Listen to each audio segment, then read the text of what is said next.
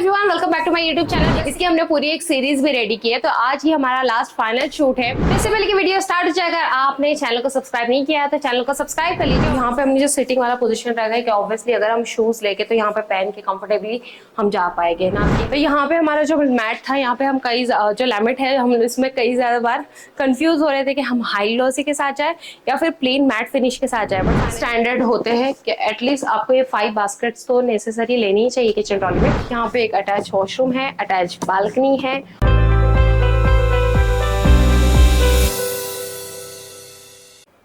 Hello everyone, welcome back to my YouTube channel best kitchenette. मैं अनम और आज हम लोग आए अपने बढ़ते नगर नासिक साइड पर, जहां पर 2 BHK फ्लैट को हमने फुल फर्निश किया था। इसकी हमने पूरी एक सीरीज भी रेडी की है, तो आज ही हमारा लास्ट फाइनल शूट है। तो अगर आपने इससे पहले के वीडियो नहीं देखे तो आप प्लेलिस्ट में जाके इसके सारे बिफोर शूट देख सकते हैं, ताकि आपको आज एक क्लियरिफिकेशन क्लियर मिल जाएगा कि एक्चुअल में इसका कंप्लीट ट्रांसफॉर्मेशन किस तरह से हुआ है। तो चलिए शुरू करते हैं। इससे पहले की वीडियो स्टार्ट हो जाएगा, आपने चैनल को सब्सक्राइब नहीं किया तो चैनल को सब्सक्राइब कर लीजिए और नोटिफिकेशन की बेल आइकन कॉल पर क्लिक कर लीजिए, ताकि मेरी हर आने वाली वीडियो आपको टाइम पर मिले। चलिए शुरू करते हैं आज का वीडियो। राइट नाउ हम लिविंग रूम में है और जहां से मैं शूट कर रही हूँ, सबसे पहले मैं वही का बता देती हूँ कि ये हमारा एंट्रेंस वाला पार्ट है। यहाँ पे आमने सामने फ्लैट्स है और यहाँ पर हमने लाइक पूरा शू रैक ऑर्गेनाइज किया। ऑब्वियसली आपने जब बिफोर शूट देखा होगा तो आपको पता होगा बिल्डिंग्स पूरी ऑलमोस्ट अंडर कंस्ट्रक्शन में थी, ना फ्लोरिंग थी ना कुछ था, कुछ भी नहीं था तब हमने यहाँ पे विजिट किया था। तो राइट नाउ अब जब मैं फाइनल शूट पर आई हूँ तो सारी चीजें प्रॉपर तरीके से ऑर्गेनाइज है। काफी सारे लोग ऑलरेडी शिफ्ट हो भी चुके हैं अपने घर पर। तो ये हमारा पूरा एक शू रैक वाला एरिया, मैं इसको ओपन करके बता देती हूँ। यहाँ पे हमने जो सिटिंग वाला पोजिशन रखा है कि ऑब्वियसली अगर हम शूज लेके तो यहाँ पे पहन के कंफर्टेबली हम जा पाएंगे, ना कि हमें स्टेयरकेस वगैरह का यूज करना पड़े। काफी ज्यादा शूज इसमें बैठ सकते हैं आराम से, आप चाहे तो एक के ऊपर एक भी रख सकते हैं। और सारे शेल्फ्स हमने मूवेबल रखे कि इन फ्यूचर अगर आपको ये शू रैक घर में एज ए स्टोरेज टेबल की तरह भी यूज करना है तो आप इजीली इसे यूज कर सकते हैं। तो ये हमारा शू रैक वाला एरिया हो गया। और देन उसके बाद जैसे ही हम इंटर करते हैं तो इंटर करने के बाद ये हमारा पैरेलल शेप में सिटिंग एरिया आ जाता है। देन यहाँ पे ओपन बालकनी है और बीच में हमारा सेंटर टेबल वाला एरिया है और यहाँ पे हमारा टी यूनिट वाला एरिया है। तो थोड़ा दूर से अगर आप देखोगे इसे तो यहाँ पर आप देखोगे तो पूरा टी यूनिट का जो भी वॉल था पूरा एज इट इज कवर कर लिया है। दोनों की डिजाइन सेम टू सेम रखी थी। किसी भी प्रोजेक्ट को स्टार्ट करने से पहले हमने सबसे पहले 3D प्लान डिसाइड करते हैं।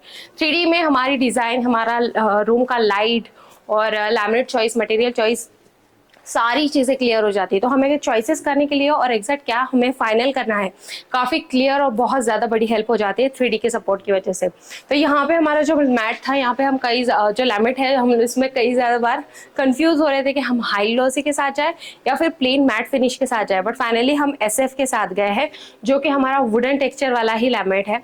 तो वुडन फिनिश है और SF की फिनिश है, काफी ज्यादा सॉफ्ट होता है ये मैट, जो कि लैमिनेट, जो कि आपको क्लीनिंग करने के लिए या फिर अगर इस पे एक्स्ट्रा लाइट भी डालो तो ये काफी अच्छी तरीके से शाइन होता है, बट ये आंखों को चुभता नहीं है। तो काफी सॉफ्ट और क्लीन है। तो ये स्पेशली मेरा फेवरेट लैमिनेट है। आप अगर हमारे इसी शोरूम पे विजिट भी करोगे तो ऑलमोस्ट मोस्ट ऑफ फर्नीचर वहाँ हमने इसी लैमिनेट में पूरा डिजाइन किया हुआ है। तो टी यूनिट का जो डिजाइन है वो आप देख सकते हैं कि यहाँ पर सेटअप बॉक्स वगैरह के लिए प्रॉपर तरीके से ओपन बॉक्स ओपन छोड़ दिया गया है। नीचे स्टोरेज के लिए जस्ट 4 ड्रावर सेट कर दिए हैं, जो भी आपका डेली यूज होने वाला, लाइक हमारे कीज रहते हैं, वॉलेट रहते हैं, वो आप इजीली, न्यूज़पेपर्स रहते हैं, रिमोट्स रहते हैं, वो आप इस ड्रावर में स्टोर कर सकते हैं। और एट द एंड वहाँ कॉर्नर में जो बॉक्स हम एम्प्टी छोड़ते हैं वो डिजाइन इस अकॉर्डिंग क्रिएट की जाती है कि अगर आपके कोई स्पीकर्स है या फिर आपका कोई प्रिंटर वहाँ पर आपको रखना है तो उस हिसाब से आप इस डिजाइन को यूज कर सकते हैं। तो वो वाला कॉर्नर कुछ इस हिसाब से होगा। एक्चुअल में वहाँ पे उसी तरह से उसका यूटिलाइज किया जा रहा है। तो ये हो गया। और बाकी सारे जितने भी आप डिजाइन देख रहे हैं यहाँ पे हमारा ऑर्गेनाइजेशन के हिसाब से, लाइक रूम को डेकोर करने के लिए हम क्या क्या ऑर्गेनाइज नहीं करते, बहुत सारी चीज़ों के हिसाब से उसे डिज़ाइन किया गया। देन यहाँ से डायरेक्ट हमारे बेडरूम के लिए एंट्री है और यहाँ पे हमारा किचन वाला एंट्री है। तो हम किचन में पहले टूर करेंगे। फाइनली जब हम किचन में आ जाते हैं तो किचन में आप देख रहे हैं हमारा L शेप का किचन है। देन उसके ऊपर हमारा L शेप का कैबिनेट और L शेप का लॉफ्ट। रूम की साइज अगर मैं आपको बता दूं तो लगभग 9 बाय 7 का ये रूम है। तो रूम के हिसाब से हमने इसे प्रॉपर तरीके से प्लान किया है कि हमें मंदिर भी चाहिए था, तो मंदिर का यहाँ पर हमने ऑर्गेनाइज कर दिया। मंदिर घर हमारा स्मॉल सा मूवेबल है कि हमें कहीं लगा तो हम इसे अपने बेडरूम में भी शिफ्ट कर सकते हैं। हमारी यूटिलिटी एरिया का जो हम proper room wise store room की तरह से एक्सेस करना चाहते हैं, वहां पे भी आप शिफ्ट कर सकते हैं। जहाँ पे आप चाहो इसे मूव कर सकते हो। काफी अच्छी तरीके से ऑर्गेनाइज किया है। फ्रंट पे ट्रे है, नीचे एक ड्रावर आ जाता है, तो ड्रावर जितना भी मंदिर का सामान है हम इजीली इसके अंदर स्टोर कर सकते हैं। और उसे कैसे नीचे से व्हील है तो आप पूरा रिमूव करके क्लीन भी कर सकते हैं। और किचन का एक बार मैं टूर करा दूं तो किचन को मैं एक्सप्लेन कर देती हूँ। ये हमारे सारे ग्लास वाले कैबिनेट्स हैं, ताकि आप जो भी क्रॉकरी वगैरह रखते हैं अच्छी तरीके से हाईलाइट्स हो जाती है। और इसमें इचिंग ग्लास है, इसमें काफी ज्यादा आपको ऑप्शंस आ जाते हैं। आप चाहे तो पूरा ब्लर कर सकते हैं, और आप चाहे तो पूरा ट्रांसपेरेंट रख सकते हैं, या फिर आप चाहे तो ये जो भी इचिंग है उसको और छोटा स्मॉल कर सकते हैं। बहुत ज्यादा कुछ है। फिर उसके बाद हम आ जाते हैं इस वाले सेक्शन में कि हमारा बीच में चिमनी पैनल के बाद दोनों लेफ्ट एंड राइट साइड पे हमने जस्ट वन शटर का कैबिनेट दे दिया। देन ये हमारा कुकिंग वाला एरिया, लॉफ्ट सबसे हाइट पे है, तो जो हमारा बहुत रेयर मटेरियल रहता है वो हम ऊपर डालेंगे। यहाँ पे जो हमारी लैमिनेट फिनिश है, ये हमारा कैपुचिनो वाला लैमिनेट है, जो कि स्पेशल वाला है।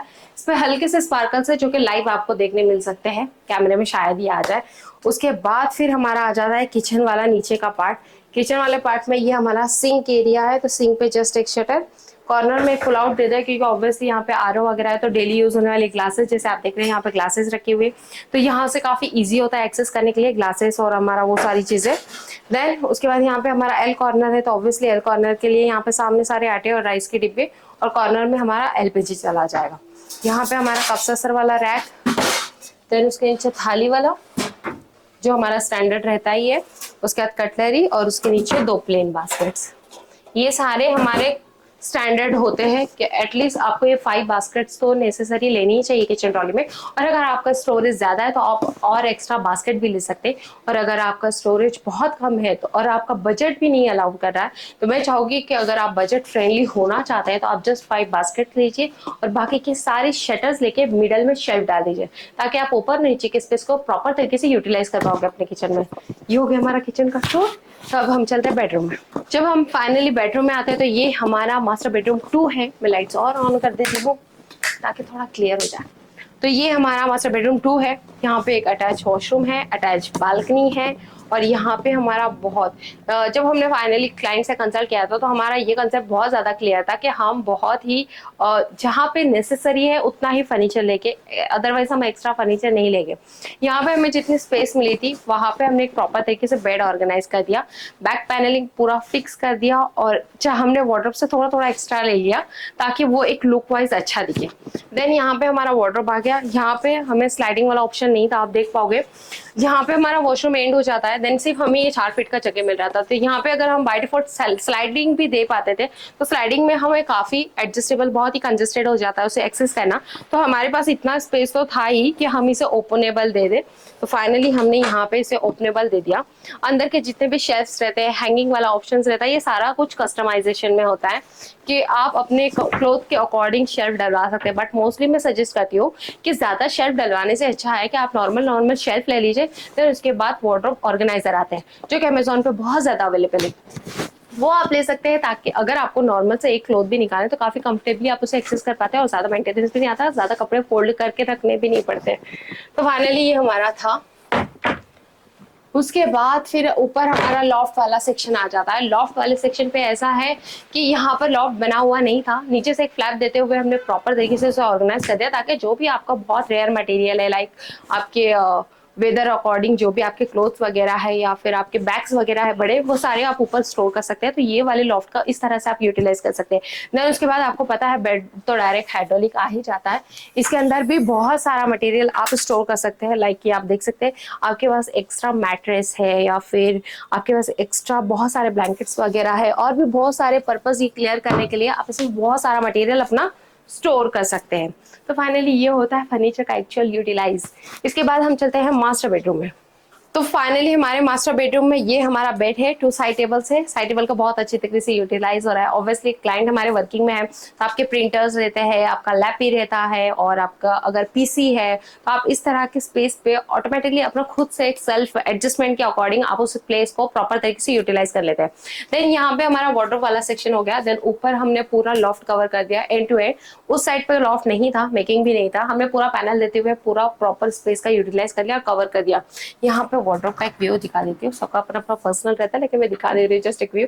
इसमें स्टैंडर्ड मेजरमेंट में ही हमने कवर किए हैं कि जस्ट एक साइड पे पूरा लेडीज सेक्शन, देन एक साइड पे पूरा जेंट्स वाला सेक्शन, तो आपको यूज करने के लिए काफी कंफर्टेबल हो जाता है इस तरह से। सॉफ्ट क्लोज शटर और हमारा वही स्पेशल वाला लैमिनेट हमने पूरा ही जो प्रोजेक्ट था उसमें कम्प्लीटली वही वाला रखा है, क्योंकि ऑब्वियसली एक थीम के साथ अगर पूरा घर अच्छे से ऑर्गेनाइज रहे तो काफी अच्छा लगता है। हाँ ये बात और है, अगर हमारा चिल्ड्रन रूम रहता है तो चिल्ड्रन रूम में हम मोस्टली कलरफुल लैमिनेट के साथ जाते हैं, क्योंकि बच्चों को कलरफुल चीजें काफी ज्यादा पसंद आती है। फाइनली अगर मटेरियल के बारे में और भी बहुत सारी चीजों के बारे में आप जानना चाहोगे कि चैनल कौन सी यूज हुई है, मटेरियल शीट कौन सा है, प्लाई कौन सी है, ये सारी चीजों को ऑलरेडी मैंने इसके बिफोर शूट में सब कुछ, जब ऑलरेडी यहाँ पे वर्क चल रहा था तब मैंने बहुत सारी चीजें डीप में एक्सप्लेन की हुई है। तो फाइनली आज फाइनल टूर का ये इंटेंशन होता है कि एक्चुअल में जो प्रोजेक्ट चालू था वो एंड में किस तरह से डिलीवर हुआ, क्या डिजाइन थी और इसका एक्चुअल प्राइस कितना गया। तो फाइनली अभी प्राइस के बारे में आप अपने माइंड में ला ही रहे होगे, तो मैं आपको प्राइस के बारे में भी क्लियर कर दूंगी, क्योंकि अगर आप अपने लिए भी प्लान कर रहे हो तो आपको बहुत ज्यादा क्लेरिफिकेशन मिल जाएगा कि आप अपने लिए भी इस तरह का फर्नीचर प्लान कर सकते हैं। तो फाइनली जो हमारे लिविंग रूम से अटैच बालकनी है, तो बालकनी में ऑब्वियसली शाम के वक्त हम लोग बैठते हैं, गपशप करते हैं, तो वहाँ पे हमने कुछ इस तरह का सिटिंग टेबल ऑर्गेनाइज कर दिया जिसे मोस्टली लोग दीवान भी कहते हैं। इसे हमने इनसाइड स्टोरेज कर दिया ताकि आप इसमें बहुत सारा कुछ स्टोर कर सकते हैं। इस तरह का ये पर्पस भी क्लियर हो जाता है और शाम में बैठ के आराम से आप इसके ऊपर स्नैक्स कर सकते हैं, बहुत सारी चीजें हैं, गपशप लगा सकते हैं। आप चाहे तो इसको पैनल शेप में भी कर सकते थे, बट फिलहाल हमें जितना नेसेसरी था उतना हमने एक सिंगल इसे ले लिया, बहुत उपकारी फिलहाल। तो फाइनली इस पूरे प्रोजेक्ट का कॉस्ट भी अभी हम जान लेते हैं। तो पूरा प्रोजेक्ट लगभग 5,90,000 तक गया, मतलब 5,90,000 तक पूरा प्रोजेक्ट कंप्लीट हुआ है। आपको पता है कस्टमाइज चीज है, जैसे आप मटेरियल चॉइस करते हो, कलर चॉइस करते हो, कलर कॉम्बिनेशन चॉइस करते हो, और एक्चुअल में कितना नेसेसरी आपका साइजेस है नहीं है, वो सारी चीजों पर डिपेंड करता है। तो इसीलिए अमाउंट भी प्लस माइनस होती है। अगर आप अपने प्रोजेक्ट के लिए प्लान कर रहे हैं तो मैं चाहूंगी सबसे पहले आप 3D प्लान कीजिए, क्योंकि 3D में आप क्या मटेरियल पैलेट यूज करने वाले हैं, आपका कलर कॉम्बिनेशन कौन सा है, और आपकी साइजेस कितनी है, बहुत सारी चीजें क्लियर हो जाती है, जिससे एक एक्चुअल कोट आपका नजर आ जाता है कि जो कोट आपको दिया जा रहा है उसमें क्या होने वाला है, क्या मिलने वाला है।